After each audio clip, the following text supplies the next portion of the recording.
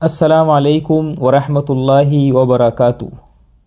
دوستو، آپ سبھی کا خیر مقدم ہے ہمارے چینل JS ندوی میں۔ اللہ کے رسول صلی اللہ علیہ وسلم کی حدیث پاک ہے۔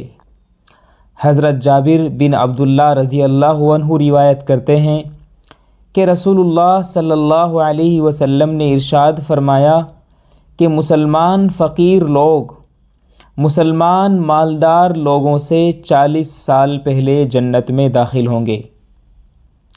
حضرت جابر بن عبداللہ رضی اللہ عنہ روایت کرتے ہیں کہ رسول اللہ صلی اللہ علیہ وسلم نے ارشاد فرمایا کہ مسلمان فقیر لوگ مسلمان امیر لوگوں کے مقابلے میں 40 سال پہلے جنت میں داخل ہوں گے۔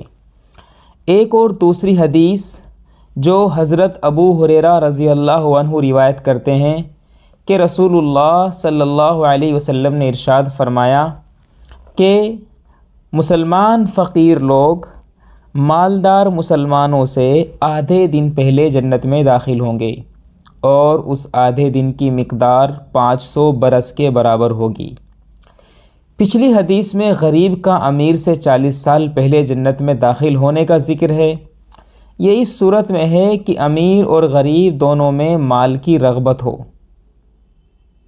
اس حدیث میں 500 سال پہلے جنت میں جانے کا ذکر کیا گیا ہے۔ یہ اس وقت ہے جب کہ غریب میں مال کی رغبت نہ ہو اور مالدار میں مال کی رغبت ہوتی ہے۔